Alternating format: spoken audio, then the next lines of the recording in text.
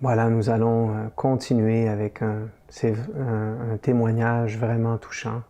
Quand on a reçu ça, il y a un de nos étudiants qui nous a envoyé cet article-là, et on était très émus, Christiane et moi aussi. C'est quelque chose là, de pouvoir aussi, même si c'est quelque chose qui est quand même bouleversant d'une certaine façon, le départ d'un enfant, mais qu'il y a une trace d'évolution, un message aussi pour l'humanité. Et ça, on va en voir de plus en plus des gens qui auront des rêves, puis qui vont témoigner comme ça. On sent les ouvertures de conscience qui vont, voilà, de plus en plus apporter des preuves, des expériences, des inspirations. Parce qu'on doit avoir nos propres preuves, bien sûr, mais à travers ça, ça crée des éveils de conscience pour l'humanité. Et je le dis souvent, vous allez voir un jour, la technologie va amener les possibilités à ce que les rêves seront un jour sur YouTube. Donc là, ce ne sera plus juste un article d'une personne qui raconte son rêve. Un jour, on pourra voir une personne décédée et le montrer aux autres. La révolution spirituelle que ça va créer, je l'ai vu, j'ai rêvé ça moi-même. J'ai rêvé, j'ai vu le futur, que la technologie allait amener ça sur Terre. Souvenez-vous de ça. Ça viendra un jour. Tôt ou tard, mais c'est sûr qu'on est en voie d'aller là. Et là, je lisais justement, je suis en train de préparer des recherches aussi pour présenter des dossiers dans certaines universités pour nos cours. Puis il y avait l'Université de Californie qui travaille sur les rêves actuellement et qui, voilà, ils ont des études très, très approfondies qu'ils sont en train de faire. C'est très intéressant. Puis c'est juste un prémisse de ce qui s'en vient. Donc, on rentre dans ce sujet-là avec beaucoup de compassion. Je pense que ce sujet-là s'est produit au Brésil aussi. Le Brésil est aussi très, très touché par la COVID. Donc, on va approfondir ça ensemble. Donc, pourquoi why are so many babies dying of COVID-19 in Brazil? Pourquoi tellement d'enfants meurent de la COVID-19 au Brésil? Plus d'un an après le début de la pandémie. Puis je tiens à remercier Caroline qui doit nous écouter en ce moment pour tout avoir préparé aussi. On a choisi ce week-end de pouvoir inclure ça dans notre cours d'aujourd'hui. Donc un beau merci Caroline. Elle nous a traduit l'article aussi en français. Plus d'un an après le début de la pandémie, les décès au Brésil sont maintenant à leur maximum, mais malgré les preuves accablantes que la COVID-19 tue rarement les jeunes enfants, 1300 bébés sont morts du virus au Brésil. Un médecin a refusé de soumettre le fils de Jessica Ricarte, âgé de 1 an, à un test de dépistage de la COVID, affirmant que ses symptômes ne correspondaient pas au profil du virus. 2 mois plus tard, il est mort de complications liées à la maladie. Après 2 ans d'essais et l'échec des traitements de fertilité, Jessica Ricarte, enseignante, avait renoncé à fonder une famille, puis elle est tombée enceinte de Lucas. Son nom vient de lumineux et il a été une lumière dans notre vie. Il nous a montré que le bonheur était bien plus grand que ce que nous imaginons, dit-elle. Elle a d'abord soupçonné que quelque chose n'allait pas lorsque Lucas, toujours bon mangeur, a perdu l'appétit. Au début, Jessica s'est demandé s'il faisait ses dents. La marraine de Lucas, une infirmière, a suggéré qu'il pouvait simplement avoir mal à la gorge.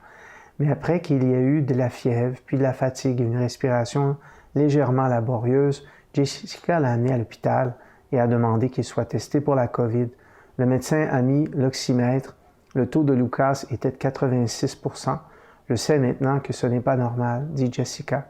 Mais il n'était pas fiévreux, alors le médecin a dit « Ne vous inquiétez pas, il n'y a pas besoin de faire un test COVID, c'est probablement juste un petit mal de gorge. » Il a dit à Jessica que la COVID-19 était rare chez les enfants, lui a donné quelques antibiotiques et l'a renvoyé chez elle.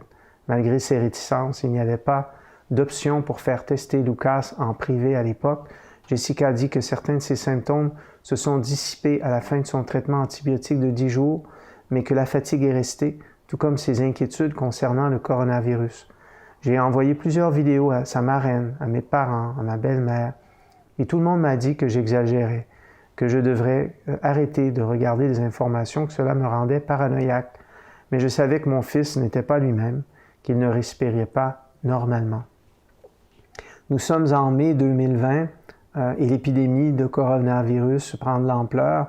2 personnes étaient déjà mortes dans sa ville, Tamboril, dans le Ceará, au nord-est du Brésil. Tout le monde se connaît ici, la ville était sous le choc. Le mari de Jessica, Israël, craignait qu'une autre visite à l'hôpital n'augmente le risque qu'elle et Lucas soient infectés par le virus. Mais les semaines ont passé et Lucas est devenu de plus en plus somnolent. Finalement, le 3 juin, Lucas a vomi à plusieurs reprises après avoir mangé et Jessica a su qu'elle devait agir. Ils sont retournés à l'hôpital local où le médecin a testé Lucas pour la COVID afin d'exclure cette maladie. La marraine de Lucas, qui travaillait là, a annoncé au couple que le test était positif. À l'époque, l'hôpital n'avait même pas de réanimateur, raconte Jessica. Lucas a été transféré dans une unité de soins intensifs pédiatriques à Sobral, à plus de 2 heures de route, où il a été diagnostiqué comme souffrant d'un syndrome inflammatoire multisystème. Il s'agit d'une réponse immunitaire extrême au virus qui peut provoquer une inflammation des organes vitaux. Les experts affirment que ce syndrome qui touche les enfants jusqu'à 6 semaines après leur infection par le coronavirus est rare, mais le docteur Fatima Marinho, épidémiologiste de renom de l'Université de Sao Paulo, affirme que pendant la pandémie, elle observe plus de cas de MIS que jamais auparavant, bien qu'elle ne soit pas responsable de tous les décès. Lorsque Lucas a été intubé, Jessica n'a pas été autorisée à rester dans la même pièce. Elle a appelé sa belle-sœur pour essayer de se distraire. Nous pouvions encore entendre le son de la machine, le bip, jusqu'à ce que la machine s'arrête et qu'il y ait ce bip constant. Et nous savons que cela se produit lorsque la personne meurt. Après quelques minutes, la machine a recommencé à fonctionner et j'ai commencé à pleurer. Le médecin lui a dit que Lucas avait subi un arrêt cardiaque, mais qu'ils avaient réussi à le réanimer. Le docteur Manuel Monte, la médecin pédiatre qui a traité Lucas pendant plus d'1 an dans l'unité de soins intensifs de Sobral, a déclaré qu'elle était surprise que de l'état de Lucas soit si grave, car il ne présentait aucun facteur de risque. Selon Luana Tavares, infectiologue pédiatrique à l'hôpital pédiatrique Albert Sabin de Fortaleza, la capitale de l'État, la plupart des enfants touchés par la COVID présentent des comorbidités, c'est-à-dire des pathologies existantes telles que le diabète ou les maladies cardiovasculaires, ou sont en surpoids, mais ce n'était pas le cas de Lucas. Pendant les 33 jours où Lucas est resté aux soins intensifs, Jessica n'a été autorisée à le voir que 3 fois. Lucas avait besoin d'immunoglobine, un médicament très coûteux pour dégonfler son cœur, mais heureusement, un patient adulte qui en avait acheté avait fait don d'une ampoule restante à l'hôpital. Lucas était si malade qu'il a dû recevoir une 2e dose d'immunoglobine.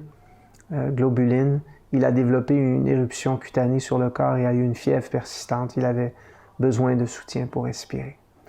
Puis Lucas a commencé à s'améliorer et les médecins ont décidé de retirer son tube d'oxygène. Ils ont fait un appel vidéo avec Jessica et Israël pour que Lucas ne se sente pas seul lorsqu'il reprendra conscience. Quand il a entendu nos voix, il s'est mis à pleurer, raconte Jessica. C'était la dernière fois qu'ils voyaient leur garçon réagir. Lors de l'appel vidéo suivant, il avait un regard paralysé. L'hôpital a demandé un scan et a découvert que Lucas avait eu un accident vasculaire cérébral. Pourtant, on a dit au couple que Lucas se remettrait bien avec les soins appropriés, qu'il serait bientôt transféré de l'unité de soins intensifs à l'unité de soins généraux. Lorsque Jessica et Israël sont allés le voir, le médecin était tout aussi optimiste qu'eux et dit-elle, « Cette nuit-là, j'ai mis mon téléphone portable en mode silencieux. J'ai rêvé que Lucas s'approchait et m'embrassait le nez. Le rêve était empreint d'un grand sentiment d'amour, de gratitude. Et je me suis réveillée très heureuse. Puis j'ai vu mon téléphone portable et les 10 appels que le médecin avait passés. Le médecin a dit à Jessica que le rythme cardiaque et le taux d'oxygène de Lucas avaient soudainement chuté et qu'il était mort tôt ce matin-là. Elle est persuadée que si Lucas avait bénéficié d'un test COVID, voilà. Donc un bébé ne peut pas dire ce qu'il ressent, alors nous dépendons des tests. Voilà, donc voilà. Donc, c'est sûr que, vous voyez, le rêve présente la mort d'une autre façon. Et c'est ça souvent qu'on ne comprend pas. On ne comprend pas parce que on a, avec tout l'amour qu'on a en tant qu'humain, on a une notion aussi où il nous manque des paramètres plus larges pour comprendre la vie. On n'est pas éduqué nécessairement à pouvoir savoir qu'il y a toujours une continuité. Puis quand on a quelque chose, on pense, parce qu'on manque de connaissances, on ne pense pas que ça peut être autre chose qu'être à nous. Tu sais, c'est mon bébé, c'est mon mari, c'est ma femme.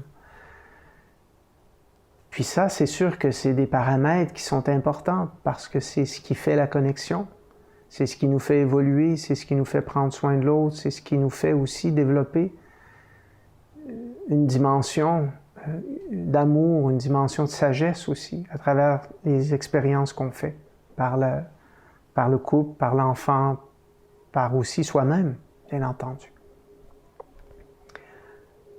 Tout ça, ça nous sert tôt ou tard et progressivement, on apprend un jour à savoir que cet enfant-là qu'on voit en ce moment sur l'image qui est là, que cet enfant-là qu'on voit, c'est aussi notre enfant. Pourquoi ce serait juste Asia qui serait ma petite fille ou Kassara ma fille? C'est un sentiment plus grand qu'on doit développer l'amour. Plus l'amour grandit en nous, plus on apprend de ce que signifie l'amour universel. Bien sûr, on ne peut pas s'occuper de tous les enfants, on ne peut pas s'occuper de toutes les personnes, on peut pas se marier avec tout le monde, on peut pas... voilà.